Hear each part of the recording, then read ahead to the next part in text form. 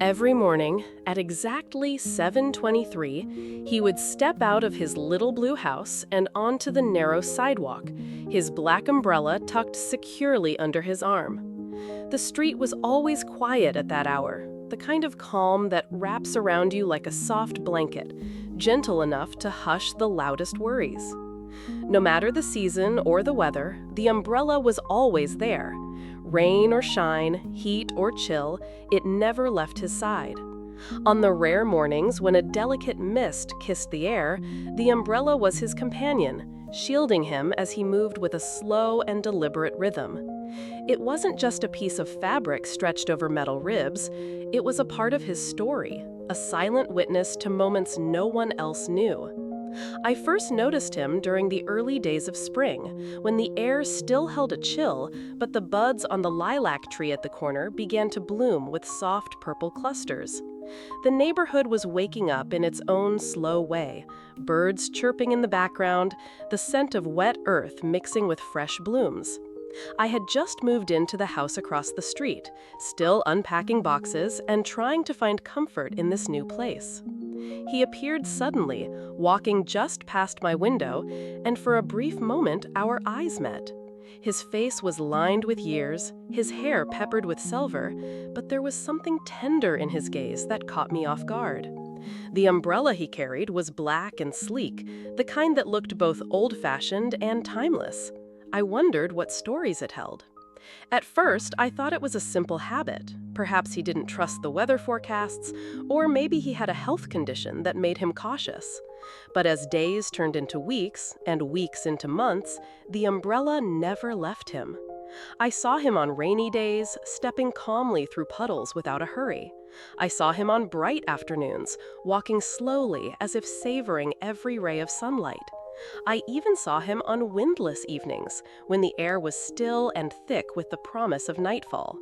And always that umbrella. Neighbors whispered about him in quiet voices, speculating on who he was and why he carried that umbrella with such devotion. Some said he was once a teacher, known for his gentle manner and quiet wisdom. Others believed he had loved deeply and lost painfully, carrying memories like a shield against the world.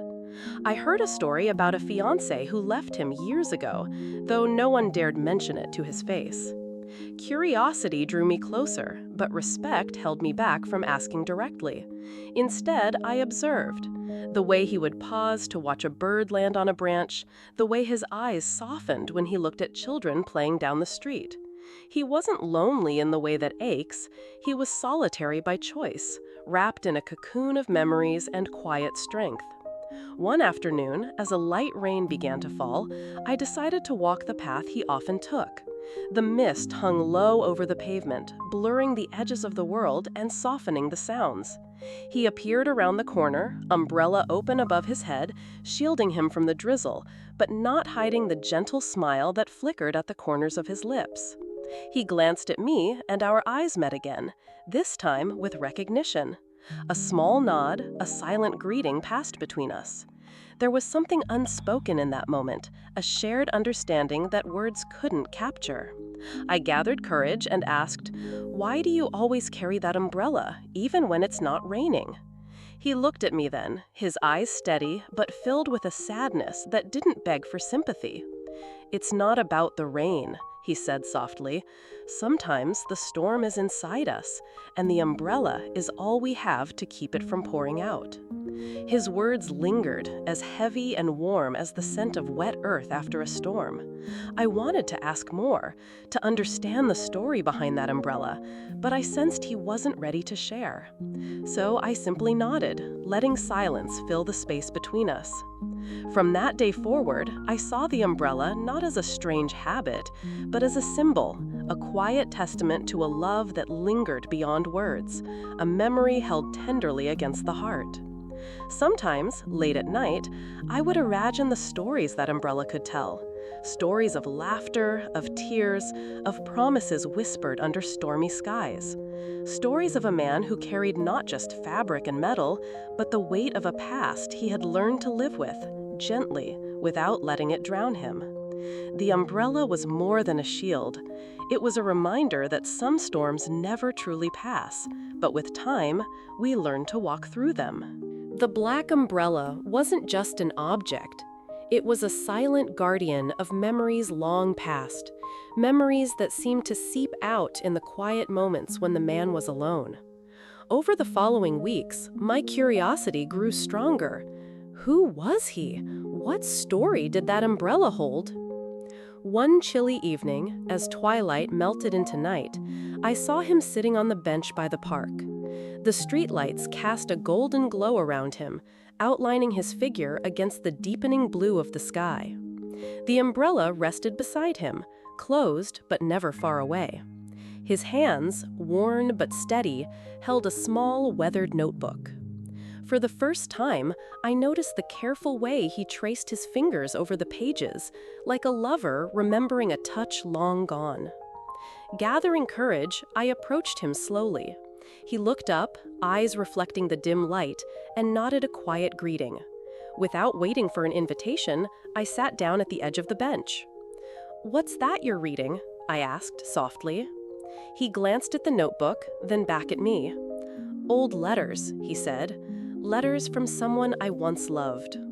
His voice trembled slightly, as if the words carried a weight beyond what he let on. I listened as he began to share fragments of his story, a love that bloomed decades ago, fierce and tender, bright like a candle flame in a dark room. They met in a small cafe downtown, two souls drawn together by chance and something deeper, something unspoken. She was unlike anyone he had ever known, wild, free, with eyes that sparkled like the ocean on a summer's day. Their days were filled with laughter, whispered secrets, and dreams that stretched far beyond the city's borders. But as time passed, the world changed around them. Circumstances pulled at their hearts, and though they tried to hold on, the threads began to unravel. One rainy night, much like the ones he still walked through with his umbrella, she left without a goodbye. Just a note, brief, barely legible, that spoke of needing to find herself, needing space to breathe. He read that note again and again in his notebook, as if the act would somehow bring her back. The umbrella, he explained, was hers once, a gift on their first anniversary. It became his way of carrying her with him, a talisman to remember what was and what might have been. I could see the sorrow etched into his face, but also a strange kind of peace. He wasn't bitter, he wasn't angry. He was simply holding on to a love that had shaped him, a love that had taught him the meaning of loss and the quiet strength it demands. As I sat beside him, the city lights flickering softly around us, I realized that sometimes the most profound stories are not about happy endings, but about how we live with what remains. The umbrella was not just a shield from rain. It was a symbol of a heart that loved deeply, a heart that learned to carry both joy and pain with grace. He told me her name was Eleanor. Just saying it brought a softness to his voice, a warmth that curled around each syllable like sunlight touching an old photograph. They had met on an ordinary Tuesday, the kind of day people often forget, but he never did. He remembered the weather, the way the air smelled of cinnamon from a nearby bakery, and how Eleanor wore a scarf patterned with tiny, dancing cranes. She asked me for the time, he recalled with a faint smile, and I told her I had all the time in the world. He chuckled at the memory, the sound low and warm, like a fire crackling in the hearth of a quiet cabin. Their love story had no grand gestures, no sweeping declarations. Instead, it unfolded in small, quiet moments, the kind that slip by unnoticed unless you're truly paying attention. He remembered Sunday mornings spent at the park, sharing thermoses of coffee and quoting lines from books they never finished. He remembered the way she loved thunderstorms, how she would open all the windows just to hear the sky speak, and how she would dance barefoot on the balcony while the rain drummed against the railing.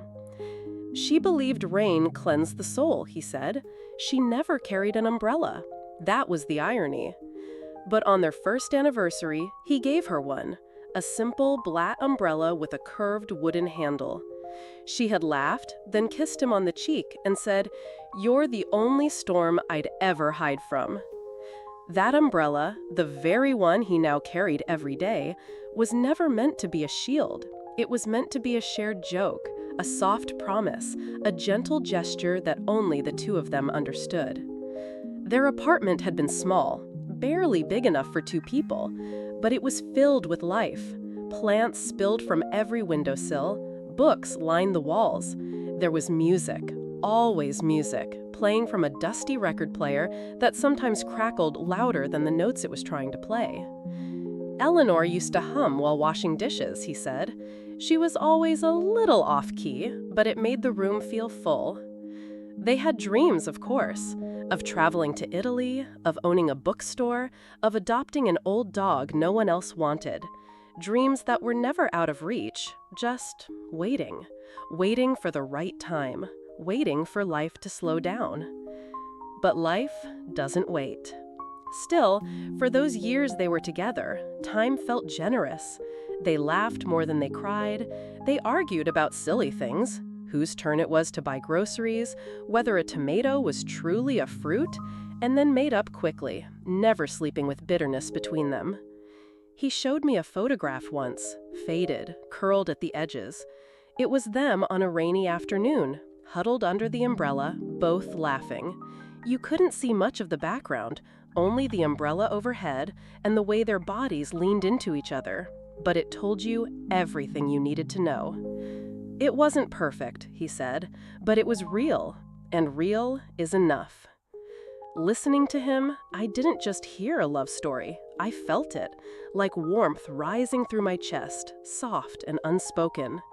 There was something timeless about the way he remembered her, not as someone who left, but as someone who had once been fully present, fully alive beside him. He didn't speak of regret, only gratitude. "She taught me to be still," he said once, "to listen, to savor moments." He paused, "Even the painful ones." I often wondered how someone could carry love and grief so gracefully, how he could walk through life with that same umbrella, not to shield himself from rain, but to remember what it meant to be held once in someone's light. And I began to see that maybe love doesn't always end. It just changes form. It becomes memory. It becomes ritual. It becomes the quiet walk every morning at 7:23 and the umbrella that never leaves your side. Even the gentlest of rains, if it falls long enough, can wear down stone. So it was with them. Two people wrapped in quiet love, yet slowly pulled apart by the invisible forces of time, of change, of things neither of them could quite name. It started subtly. A moment of hesitation before answering a question, a longer pause before returning home, a silence at dinner that once would have been filled with a story, a joke, a touch on the hand. Nothing dramatic, nothing that would alarm an outsider. But to the ones inside that fragile circle, the shift was unmistakable. "I think we both felt it," he said quietly, sitting again on the park bench beside me, umbrella resting across his lap like a folded wing. We were still in the same room, but something between us had moved. He told me about the nights Eleanor would sit by the window, staring out at the city lights, fingers curled around a mug of tea gone cold. He would sit behind her, reading, pretending not to notice. But he always did. The way her shoulders curled inward, the way her breath caught in her throat sometimes, like she was holding back words too heavy to say aloud. She began to talk less about the future, he said, and more about the past, about things she missed, things she never did. There were no fights, no slam doors or ultimatums, just drift. Like a boat unmoored, swaying gently away from the dock it had once clung to so tightly. "I used to think love was enough," he said, voice barely above a whisper. "But love needs room. It needs air. And sometimes what one person sees as comfort, another sees as a cage." Eleanor, for all her softness, had a wildness in her spirit, the kind that longed for change, for movement, for something more. She had stayed because she loved him, but over time, that love became tinged with restlessness, like a bird singing at the edge of an open window. She once told me, he said, "I feel like I'm standing still, and the world is rushing past me, and I don't know whether to run or to stay." He had offered to change, to take a trip, to move, to shake the routine that had settled over them like dust. But it was too late. The distance wasn't just physical, it had seeped into their rhythm, their silences, their dreams. Then came the note. No confrontation, no tears, just a page torn from her journal, left beside the umbrella by the front door. "I need to find out who I am when I'm not with you. I love you, but I don't know if I've ever loved myself. Please, don't wait, but I know you will." And he did wait, for days, weeks, months. She was the kind of person you never really stop waiting for, he said, staring at the umbrella's smooth handle, even when you know she's not coming back. He never blamed her. That was what struck me most. There was no bitterness in his voice, no sharpness in his memory, just understanding, the kind that only comes from years of turning a wound over gently in your hands until it becomes something you can live with. "I still leave the light on sometimes," he confessed, "out of habit mostly, or maybe hope. I'm not sure there's a difference anymore." There's a certain kind of heartbreak that doesn't break loudly. It doesn't demand attention or flood your life with chaos. Instead, it lives quietly in the corners. It waters your plants. It folds your laundry. It walks with you in the rain, holding the umbrella that once belonged to someone you loved. And it teaches you, not how to forget, but how to carry memory without letting it drown you. As he spoke, I realized something profound. Healing doesn't always mean moving on. Sometimes it means learning to walk beside your grief, to honor it, to make space for it, not as a burden, but as a part of who you are. His story wasn't tragic. It was tender, honest, human. The umbrella, in all its simplicity, had become a quiet ritual, a bridge between what was and what remains.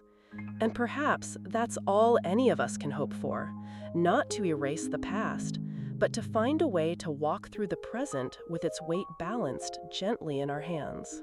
After Eleanor left, time slowed. Not in a dramatic way. There were no long cries into the night or dramatic collapses on the kitchen floor. Instead, everything simply became quieter, more still, as though the world had shifted into a lower volume and he was learning how to listen again.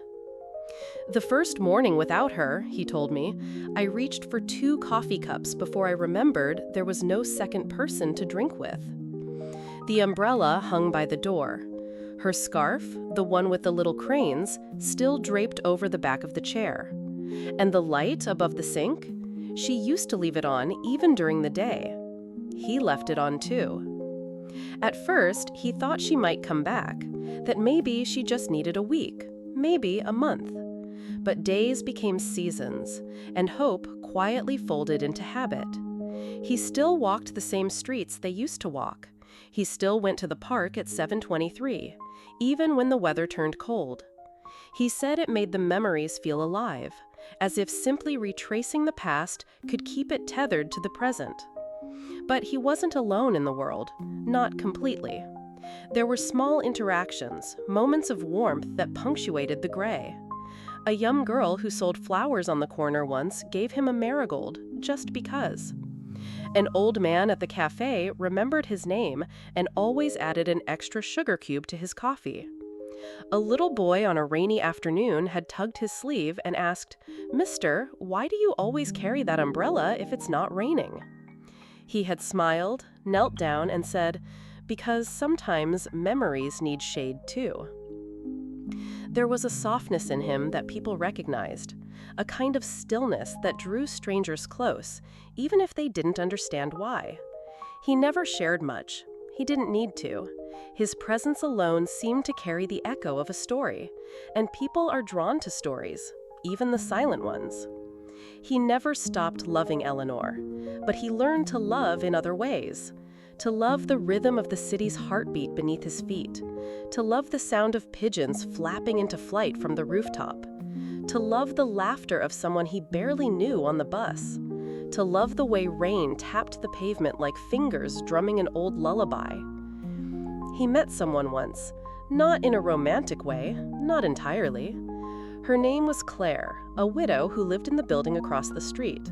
They exchanged nods at first, then shared cups of tea by the stoop, especially when the air turned crisp in October. She had her own grief, a different kind, but in the unspoken, they found a kind of companionship. They never tried to fix each other. They simply sat, sometimes for hours, watching the sky change. Sometimes, he said, the greatest kindness is sitting next to someone who understands silence. He never told Claire about Eleanor, not directly, but one day he showed her the umbrella.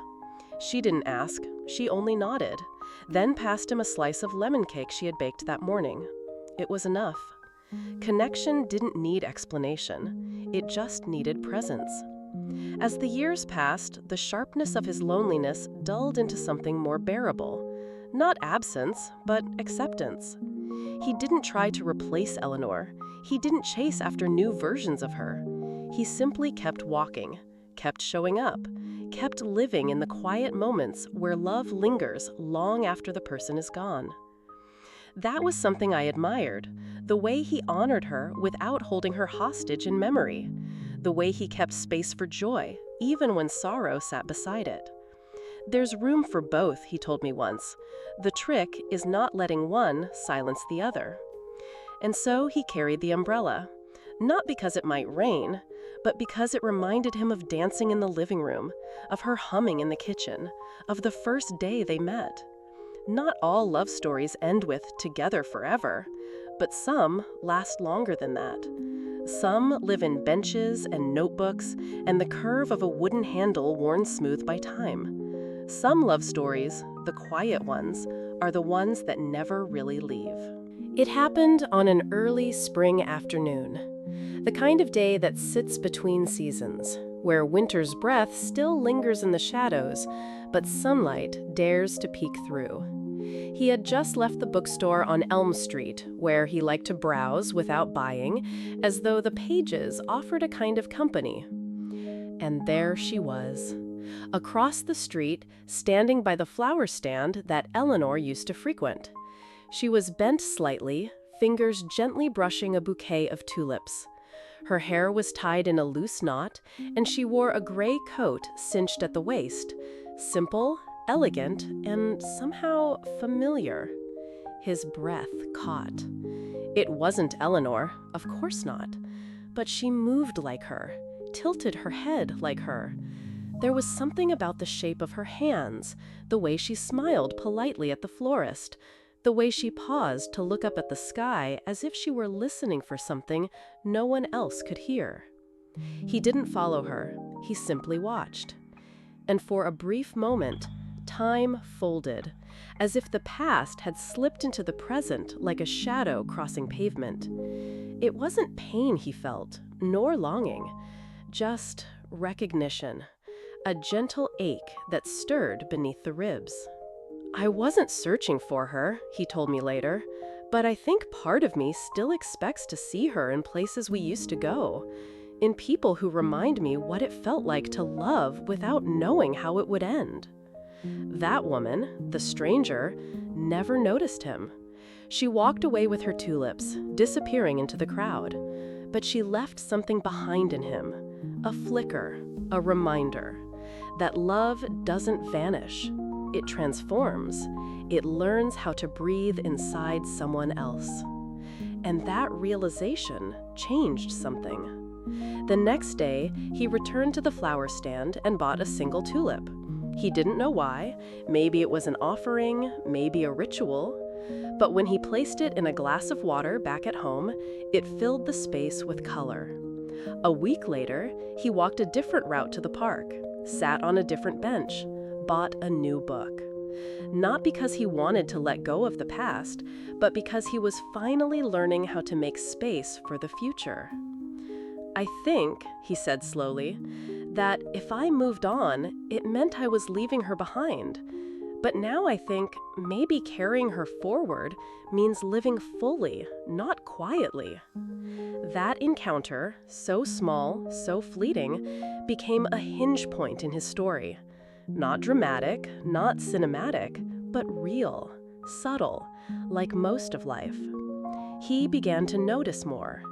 The kindness in a stranger's eyes, the way a child laughed at pigeons, the way cherry blossoms bloomed and fell within the same week, as if reminding the world that beauty is always brief, and that's what makes it precious.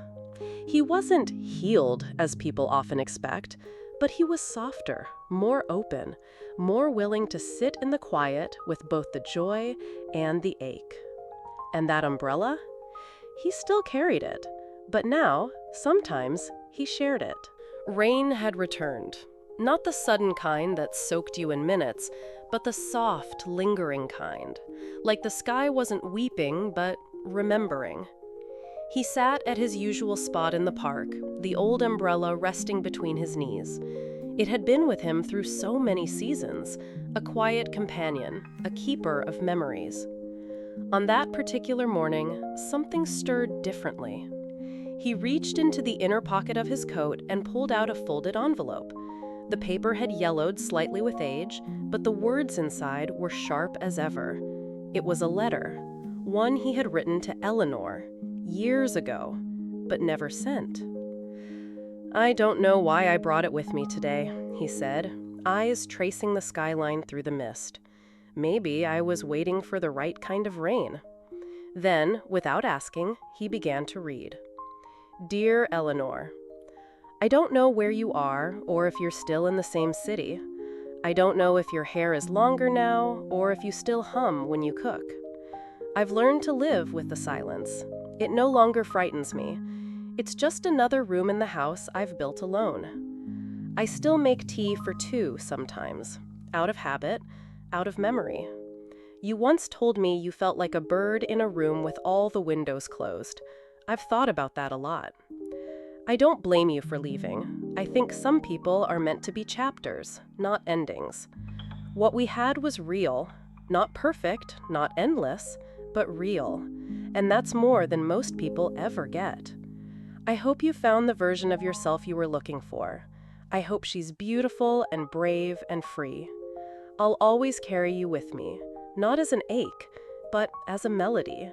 With quiet love, M." He folded the letter slowly, reverently. "I never mailed it," he said, "because I realized it wasn't for her, it was for me." Sometimes closure isn't a door that slams shut. Sometimes it's a window quietly opening, or a letter never sent, but written all the same. It's the acceptance that the story mattered, even if it didn't last forever. As the rain fell, he didn't shield himself with the umbrella. He let it rest beside him, let the water soak gently into his shoulders, his hair, his memory. It wasn't sadness, it was something deeper, something like release. There's something holy about a final rain, not because it marks the end, but because it cleanses what came before, softens it, makes it ready for whatever comes next. He stood, held the letter one last time, then slipped it into the river that curved quietly beyond the park's edge. It floated, spun, and drifted out of sight. Not a goodbye, just a letting go. That evening he returned home, hung the umbrella gently on its hook, lit a candle, played an old record Eleanor used to love, the one with the quiet piano and the voice like dusk. He didn't cry. He simply closed his eyes and listened. It was the kind of night that didn't begin or end, a night that unfolded slowly, like a page being turned in a book no one else could read. The city outside his window had gone quiet, muffled by layers of fog and soft wind. He couldn't sleep, Not from restlessness, but from a certain heaviness in the chest, the kind that doesn't hurt, only weighs. He lit a candle, its flicker casting shadows on the walls. The chair by the window creaked as he sat down, the same way it always had. That familiar creak had become a lullaby of its own. That night, something unusual happened. He dreamt, but it was no ordinary dream. In the dream, the apartment was still the same. The books still stacked unevenly, the tea kettle still sang off-key. But when he turned around, she was there. Eleanor. She stood by the windowsill, in the white sweater she used to wear on chilly mornings. She didn't speak. She didn't need to. Her eyes carried everything: apology, warmth, memory, love. They sat together. No explanations, no questions, just the kind of silence that feels like safety. He reached for her hand in the dream, and it was warm, as real as breath, as soft as a secret kept too long. "Why did you come?" he asked. She smiled. "Because you're finally ready." He didn't know what that meant, but the dream didn't demand clarity. Dreams never do. They just offer presence. "Are you happy now?" he asked her gently. "I am," she said, "and you will be too." "I miss you." "I know," she said, "but I was never meant to stay." Then the room shifted. The light changed, from candlelight to the soft gray glow of early morning. She stood, pressed a kiss to his forehead, and like mist lifting from water, she was gone. He woke with tears on his cheeks, but they weren't tears of sorrow. They were soft, cleansing, like the rain that had fallen days before. And for the first time in a long while, he didn't reach for the umbrella as he left home. He stepped into the morning light bareheaded, let the breeze touch his face, let the day arrive without defense. Sometimes the soul needs one long night to finish what waking hours never could. Sometimes healing doesn't come through doing, but through dreaming. That dream wasn't closure. It was a door left slightly ajar, an invitation to walk forward, carrying the past not as a burden, but as a blessing. And so he did. He walked, slowly, steadily, with empty hands and a quiet heart. Years pass slowly when you count them in silence, but he had stopped counting. Not because the pain was gone, it never quite disappeared, but because the days had softened. What used to feel sharp and echoing now felt like a faded melody, still there, still familiar, but no longer haunting. He built a new rhythm. Mornings began with warm tea instead of cold memories. His walks no longer retraced old paths, but wandered into quiet streets lined with blooming jasmine. He found a bench under a tree he had never sat by before and made it his own. And he talked more. Not much, he was still a quiet man, but he began greeting people. The woman who sold fresh bread on the corner, the teenager who practiced saxophone in the alleyway every Saturday, the librarian with a voice like soft thunder who always recommended poetry. Each exchange, no matter how brief, added a small warmth to his days. Not a fire, but an ember, enough to keep something glowing inside him. He didn't forget Eleanor, but he stopped expecting to see her in strangers, stopped chasing the way she laughed in others' voices. Instead, he found her in different ways. In the almond blossom that bloomed a week early, in the scent of lavender when he walked past the old store where they used to browse records, in the feeling he got when he closed his eyes and the silence didn't feel lonely anymore. There was someone new, too, not like Eleanor. Her name was Iris. She moved into the building next door with a small dog named Miro and a collection of books she never seemed to finish. They met because Miro escaped one morning and wandered into his kitchen, tail wagging like they'd known each other forever. Iris had a way of looking at the world sideways, as if she were always half listening to something others couldn't hear. They weren't lovers, not exactly, but they shared time. And time, as he had come to learn, was the rarest kind of intimacy. She never asked about Eleanor, and he never explained. But sometimes, when the evening light turned amber and the tea grew cold between them, she'd say, "It's okay not to name every kind of love." And he would nod, because what they had wasn't meant to be defined, only lived, and that was enough. The umbrella still hung by the door, but he no longer reached for it each morning, only when it truly rained. It had become less of a shield and more of a keepsake, a reminder, not of grief, but of growth. Life didn't return to what it once was. It became something else entirely, something gentler. He still missed her, but missing her no longer felt like breaking. It felt like remembering something beautiful, something that once made him whole, and in some ways, still did.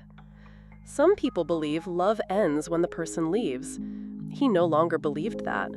Love, he had learned, becomes the way you stir sugar into your tea, the way you slow down at crosswalks just to watch the clouds move, the way you smile at a stranger, not because you expect anything, but because once someone smiled at you.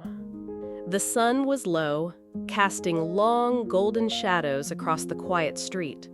He sat on his favorite bench beneath the old oak tree, the one he had claimed years ago as his own little sanctuary. The umbrella hung beside him, folded neatly, its fabric worn but still sturdy. It had been with him through every season of his life, a silent witness to grief, hope, and healing. Today, he felt a calmness that had eluded him for so long. Around him, the city buzzed softly, distant laughter from a nearby cafe, the murmur of footsteps, the flutter of birds settling in their nests for the night. He pulled a small notebook from his coat pocket and opened it. The pages were filled with stories, memories, reflections, moments captured like fireflies in a jar. He began to write. Not because he wanted to forget, not because he wanted to change the past, but because stories are how we make sense of the world, how we stitch together the broken pieces and find meaning in the spaces between. As he wrote, he thought about Eleanor, the way she had once said that stories are the true keepers of our souls, and he realized he had become a storyteller. Not one who stood on stages or shouted into crowds, but one who spoke quietly, with words that floated on the wind, reaching whoever needed to hear them. He wrote about love and loss, about the umbrella he always carried, about the rain that cleansed and the nights that healed, about the beauty of letting go and the courage it takes to carry on. He didn't know who would read these words someday, or if anyone ever would. But that didn't matter. What mattered was the act of telling, the act of remembering, the act of living gently, fully, with both heartache and hope. The sun slipped lower. The sky painted itself in shades of pink and lavender. He closed the notebook, folded the umbrella, and for the first time in many years, he smiled without sadness, because he had found peace, not in forgetting, but in embracing every part of his story. And in that quiet evening light, he was ready for whatever came next.